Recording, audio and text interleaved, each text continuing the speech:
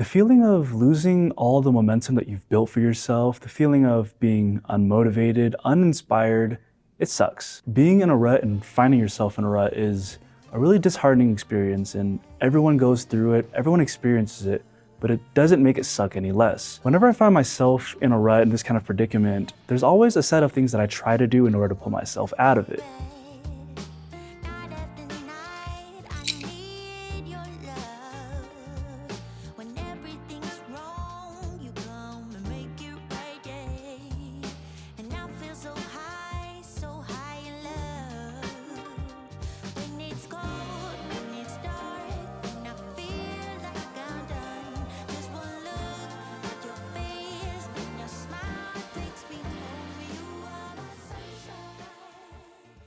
So when you're stressed out and you find yourself in a rut, the last thing you might be thinking of is taking some time off and going out and doing something, but that actually might be exactly what you need. When you get so wrapped up in your day-to-day and the stress just keeps building up, eventually you're gonna find yourself feeling overwhelmed, and eventually you're gonna start feeling stuck. When was the last time you actually took some time off? And I mean actually taking some real time off, not to go be productive somewhere else in one of your hobbies, not to go do something that's supposed to be fun and then feel guilty about it, but I mean actually taking time off guilt-free. Say it with me, rest is productive. Rest is productive. Rest is productive. Whenever I actually give myself the ability to step away from my day-to-day and actually give myself some space to reflect and relax, I find that I'm actually able to recharge a lot more. And when I do re-enter my routine, I feel a lot more rejuvenated. I have a better outlook on the things that I'm working towards and things that I'm doing. And that just makes all the difference. And on top of that, it's the perfect excuse to go out and do something that you love to do, spend time with your loved ones. And we already said that rest is productive, right? So doesn't that already make it worth it? Making progress is something that keeps me inspired, but when I go back into my routine, one thing that I need to remind myself is that progress isn't linear. Now, I know that discipline is doing the thing, whatever it is that you're trying to do, no matter what, even if you don't feel inspired to do it, even if you're not feeling motivated to do it, right? Discipline is getting it done anyways, that's true. But if you're able to pull yourself out of a rut and feel good doing it, why wouldn't you? Life isn't this mathematically perfect game where every single step you take towards your goal is going to look exactly the same, right? A lot of the times you're gonna have to take 2 steps forward and then 3 steps back and then maybe another 4 steps forward. Sometimes one step might take weeks and weeks and weeks, even months to accomplish, and that's all normal. Making fast progress, making slow progress, having one step of the process take longer than others, that's all normal. Progress isn't linear. People naturally feel discouraged and end up giving up on their goals when they don't see immediate improvement. However, if you have a solid plan and you're working on them diligently, you just need to stay on course and stick to the program. Instead of focusing on the big picture goal as what you need to accomplish, focus on the process. Instead of worrying about what grade you'll get on a test, gaining 20 pounds on your squat, getting faster on your next race, focus on your next workout. Focus on finishing your flashcards. Focus on the lecture that you're watching. Once you're done with those small wins, celebrate them, enjoy them, because by doing that, that's the only way you're gonna actually enjoy the process. And enjoying the process is how you get to your bigger goal. A toxic trait of mine that I've been shaking off and working towards getting rid of is feeling like I shouldn't really celebrate my small wins because I should be doing them anyways. I should be going to the gym, I should be studying, I should be doing all these things that are improving myself. But for some reason, because I should be doing it, quote unquote, I don't let myself actually celebrate those small wins. It wasn't until I started celebrating those little wins that I started to really enjoy the process more. It started to feel more like a video game and I was just getting higher and higher level. That's why it's so important to remind yourself that progress isn't linear.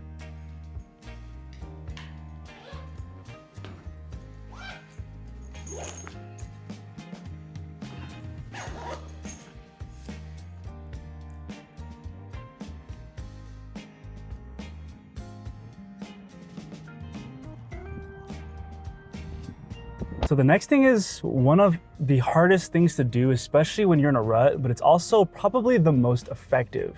What I'm talking about is basically trying to start building momentum for yourself from scratch. So one of the things that I've noticed about myself, and for some people around me too, is that there's actually 3 stages of behavior change.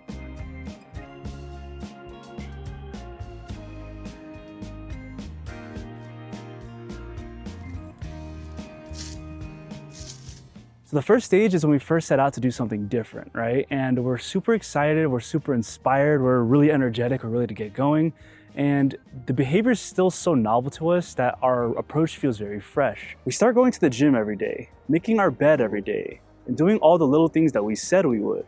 Slowly, these things start to feel more natural because we're starting to build momentum for ourselves. And this is the phase where we're super excited and we feel like we can take on the world and take on any challenge, at least until the second stage hits. See, the second stage is basically when all the hype of us setting out on a new goal starts to dwindle down a little bit. The momentum that you worked so hard to build during that first stage starts to die down a little bit. It starts to slow down, and those actions that you started really getting used to, all of a sudden, they're starting to take out a lot more energy for you to do. If you're in a rut, this is probably the stage that you're in right now. Now, where I always messed up when I found myself in this stage is that I would let my ego talk to me a little bit and say, you know what, hey, you worked your butt off to get to that level and perform at that level, so you're gonna jump right in and perform at that level. I would tell myself to suck it up and keep going at the rate that I was already going at, despite losing all that momentum that I built for myself. But what does a car have to do in order to get to 80 miles per hour?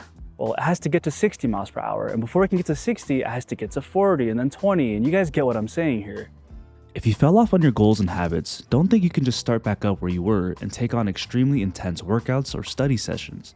It's frustrating because these weren't that intense 3 or 4 weeks ago, but I make it a point to remind myself that that's okay. It's a mix of my pride and my ego that makes me feel like letting myself get back into the groove of things is a soft approach compared to jumping in head first. I don't want pride and ego to dictate my actions. When my life starts to feel a little bit out of my control, I start to focus on the things that I can control. I start by tidying up my living area and workspace. Then I start to make a to-do list and get organized with my tasks and priorities. That's when I can actually start doing things, and before I know it, I'm back into the swing of it again. And this is all done by focusing on those small wins. And speaking of starting with a win, the next thing that I do and try to focus on in order to get myself out of a rut is I focus on winning the day. I touched on this topic before, but every time I think about my bigger goals, my huge goals that I'm working towards, I find that it's really easy to start feeling overwhelmed. But I found a lot of success in focusing on what I need to get done that day. Instead of worrying about how I'm gonna get my squat over 500 pounds, instead of worrying about how I'm gonna go faster on my next marathon, do well in my classes, I just focus on the tasks that I set for myself that day. How many miles am I logging on my run today? Why don't we focus on that? How many reps, how many sets, and what workouts am I hitting at the gym today? Let's focus on that. What lectures do I have to watch and how many flashcards do I have? Let's focus on that. See, whenever I set myself up to win the day, I feel like I'm setting myself up to win the week. And if I win enough weeks, eventually I'll win the month and then the year and then so on and so forth, right? But right now, instead of focusing on the next year, the next month, the next week, all I can focus on is what I can get done today. So I choose to focus on that. I always stress the importance of not letting your level of productivity, your career, whatever it is, completely define you, right? You're a person, you have hobbies, and that's a good thing. And that obviously doesn't mean whenever you're feeling tired, whenever you're feeling fatigued, you should just blow off all of your responsibilities, right?